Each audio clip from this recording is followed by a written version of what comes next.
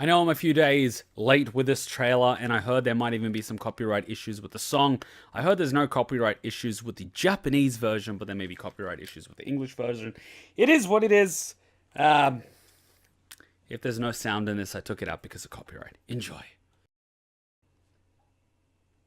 Alcohol references. Oh, he's grown up! He's a teenager? Face my fears.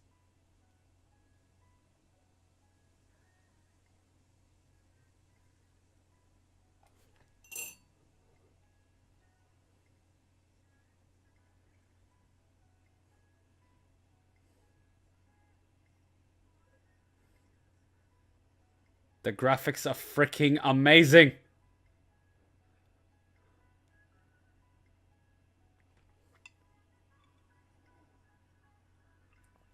Does he turn evil?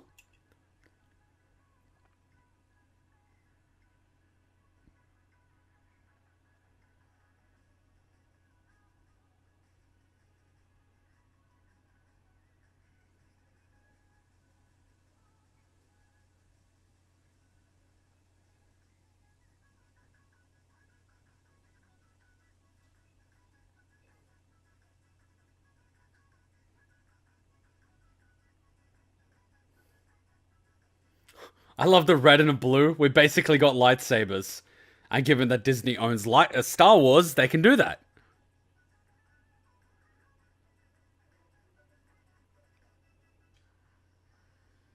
At some point, I would like to see some sort of Star Wars cameo. I mean, Disney technically owns them now, so it's technically canon.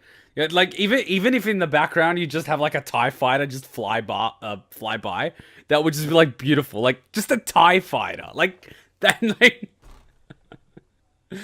Disney's going to own everything by the end. They're just going to own everything. Everything's going to be Disney. By the end, every single IP in the world will be in one video game for the shits and giggles, and it'll probably be Kingdom Hearts number 28 when Disney wins. Like something like that. They told me not to hyper analyze this because I may spoil it for myself, but I think that's impossible considering I know nothing so far. So we just finished the Alice in Wonderland world, which is honestly not that far into the story. So we don't really know that much. Hachan and I were streaming. So I don't think I can spoil it for myself. I might have just spoiled it that one of the characters becomes a villain, but that's a pretty standard sort of cliche, someone goes over to the dark side sort of thing. We've seen it happen a million times, and it's more so why it happened that's more important than it happening. Because from my understanding and personal experience, sometimes when you do get spoiled on certain things, like say for example a movie or a book, or that time when someone spoiled Game of Thrones for me, like X and X is gonna die at the wedding, I spent the entire episode literally like this going, is it him? Is it him? Is it gonna happen now? Is it gonna happen now? Is it now? Is it now? So it doesn't always necessarily spoil it for you. It sometimes makes it that much more intense because your anticipation levels are so high. So definitely not spoiled. Definitely still blind. I am very impressed as to how smooth and polished it looks, but given by the cinematics that I've seen in Final Fantasy 13, and this was years ago, I'm not surprised. I'm Square Enix and Disney, I'm not surprised. We're talking two big companies with big budgets, and of course, we have the PlayStation 4 Pro behind it that can handle 4K res. Like, it's to be expected, and it's a beautiful thing to see the transition from gaming in the old school days, and I'm really showing my age here, when I was playing the little Sega as a kid, the old-fashioned pixelated 2D graphics, and now this, it's amazing. It's amazing, and the fact that I'm even going to go watch now a Devil May Cry 5 trailer in 4K is just, you know what I mean? It's beautiful. I remember playing it on the PlayStation 2. And I used to think the graphics were good on my old CRT television. You know, those big fat ones that had static issues years later and used to have to do a thing with the magnet. So, it's awesome. Um, this is why I love gaming, and and the future's going to be amazing. VR is going to be so mainstream. We're going to be able to explore worlds like this in virtual reality. We'll probably be in pods. Before you know it, we'll be doing the whole Sword Art Online, being plugged in, almost like in the Matrix.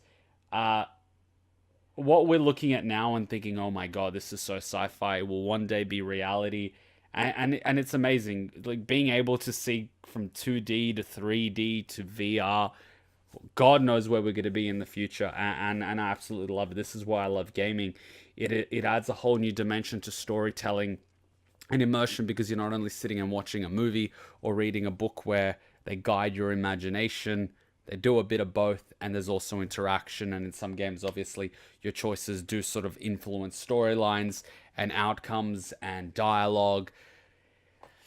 It's beautiful. I sort of went off on a tangent, but like you could sort of see how polished it is, and given by the, I will call it, cult of fans demanding this to be played, you could tell it's good. There won't be this many fans cheering for a series that many years later if it was crap.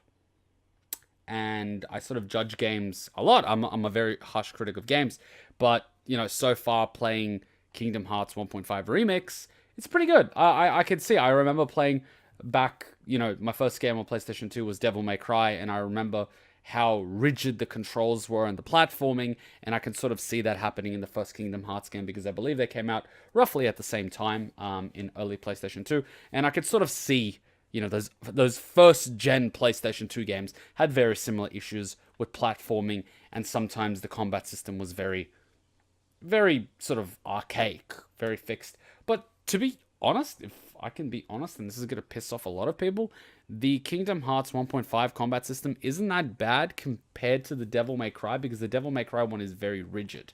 You can dodge and you can roll, but the timing is a lot more difficult than Kingdom Hearts. And I say this because I was playing Kingdom Hearts 1.5 in hard mode, and the timing was a little bit more forgiving than the old school Devil May Cry 1. Because in the old school Devil May Cry 1, if you didn't precisely time the button press on the animation on the screen, you would pretty much be standing still like a deer in the headlights, and you would get one-shotted by enemies. Whereas Kingdom Hearts was a little bit more forgiving. I don't know if they fixed that up for the remake. I think it was a remix. They call it a remake, HD remake. But it feels smoother. It feels smooth. Though, truth be told, I haven't really played the HD remake or Devil May Cry 1. So they might have fixed that too. So I maybe shouldn't be opening my mouth before I replay, which we will do. But you get what I mean. Like, I've got this old school experience, as do a lot of people that are watching this. So just bear with me, all right? I just, like, I've got a lot of things going through my head when I play video games, all right? I hyper-analyze story, characters. I'm looking at the gameplay. I'm one of those people that gets very immersed in the games that I play. So much so to the point that when I'm playing horror games where I'm supposed to be lost, I'm actually mapping out the whole thing at the back of my mind, going, have I checked every single corner for items? Playing Amnesia, I had about 50, 60 of those tinderboxes to light up things. Like, I'm literally a pack rat when it comes to video games. I check every corner. It may be a problem. Anyway, sorry for ranting. I hope... I know I'm a few days late. I'm hoping this is sort of what you're expecting, or even better. I know you wanted to see my reaction. I haven't really played number 1 and number 2 to the completion, so my reaction may not exactly be what you're expecting, but I could definitely see the quality. I'm definitely enjoying the journey so far. I typically love story-based games, and I've been heavily into action and horror and psychological thriller, but I can definitely see the fun element in this sort of game. There's not horror, but there is a lot of suspense, and given how vast the Disney universe is, there is a lot of material to use and a lot of backstory.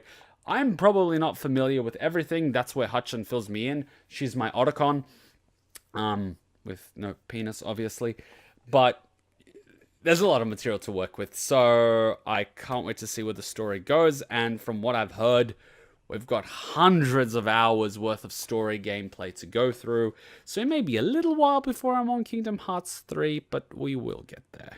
Anyway, if you want to be there for the live stream, make sure you subscribe with the notifications enabled. I know they sometimes don't get sent out, which is why I always send out a blast for when I schedule live streams on both the Discord and Twitter. And then I also send out a tweet and a message tagging everyone on Discord before I go live. So if you want to make sure you don't miss the live stream, make sure you follow me on one of those two or maybe even both. And I will see you there. Till then, Ninja Kuma out. Bye.